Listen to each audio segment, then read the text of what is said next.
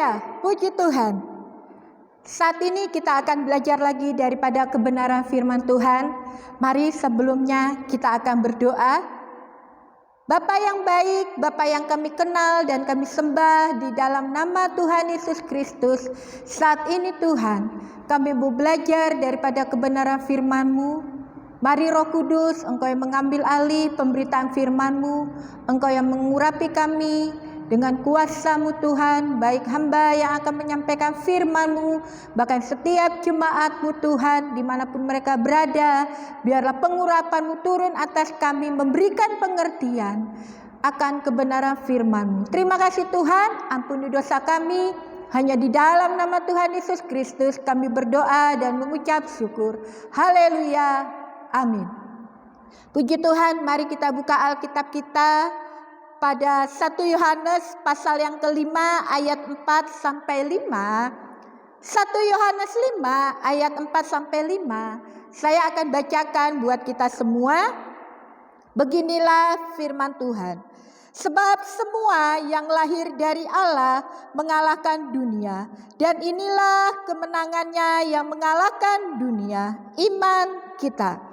Siapakah yang mengalahkan dunia selain daripada dia yang percaya bahwa Yesus adalah anak Allah. Puji Tuhan. Saat ini kita akan belajar tentang iman mengalahkan dunia. Kalau kita baca kebenaran firman Tuhan yang tercatat di dalam 1 Yohanes 5 tadi, bahwa semua yang lahir dari Allah itu dapat mengalahkan dunia. Semua yang lahir dari Allah bisa menang atas dunia. Saya garis bawahi di sini adalah lahir dari Allah. Lahir dari Allah artinya bahwa kita bukan lagi berasal dari dunia ini. Kita sudah dipisahkan dari kehidupan kita yang lama kepada kehidupan yang baru, yaitu menjadi anak-anak kerajaan Allah. Yang menjadi perenungan kita pada saat ini, bagaimana kita bisa lahir dari Allah, sedangkan kita yang dahulunya berasal dari dunia ini, kita yang dahulunya ada di dalam kehidupan dunia ini, lalu kita dipisahkan dari dunia ini dan kita bukan lagi berasal dari dunia ini, tetapi kita sudah menjadi anak-anak Allah. Jawabannya adalah karena iman. Iman kita kepada Allah di dalam Tuhan Yesus Kristus. Iman yang kita miliki bukan hanya mengubahkan status kita dari yang bukan menjadi anak Allah, tetapi dengan iman kita kepada Tuhan Yesus Kristus, kita dapat mengalahkan dunia dan menang atas dunia ini. Dengan iman juga kita dapat mengasihi Tuhan.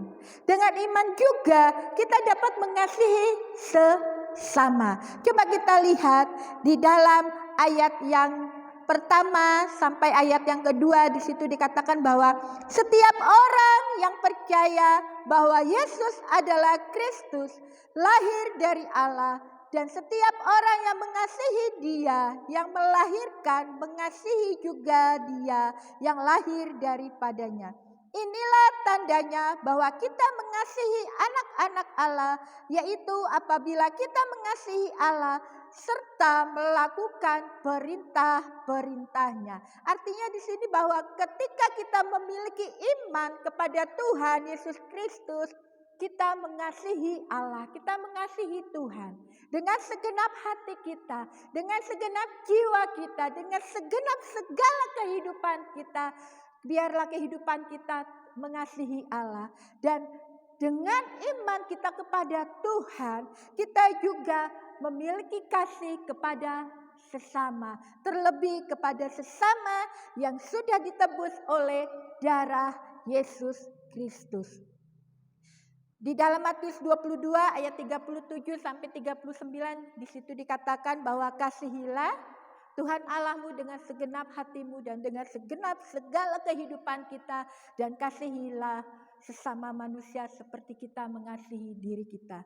Mengapa? Karena Allah sudah terlebih dahulu mengasihi kehidupan kita. Itu sebabnya melalui iman kita kepada Tuhan, melalui kasih Allah yang kita miliki, kita dapat mengalahkan dunia, kita bisa menang atas perkara-perkara dunia ini. Kita bisa menghadapi setiap tantangan kehidupan yang kita alami, dan biarlah kita meninggalkan segala kedagingan kita supaya kita tetap memiliki kasih Allah itu di dalam kehidupan kita.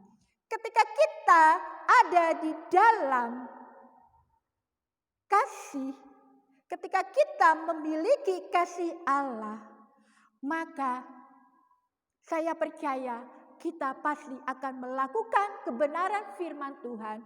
Kita pasti akan melakukan perintah-perintah Tuhan di dalam kehidupan kita. Sebab hanya orang-orang yang memiliki kasih kepada Allah, memiliki iman kepada Allah, yang bisa melakukan perintah-perintah Allah di dalam kebenaran firman Tuhan, dan dia akan berkemenangan di dalam kehidupannya.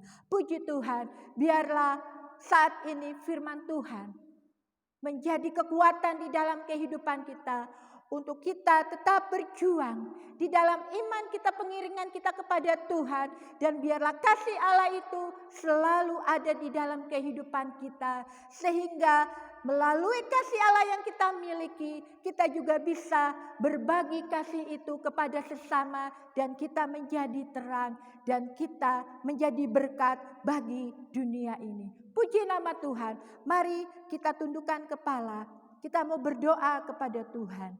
Terima kasih Bapa yang baik, terima kasih Tuhan Yesus. Saat ini Tuhan, kebenaran firman-Mu mengingatkan kami untuk kami memiliki kasih-Mu di dalam kehidupan kami, untuk kami memiliki iman dan pengharapan, percaya kepada Engkau Tuhan. Sebab hanya di dalam Engkau kami dapat mengalahkan dunia ini.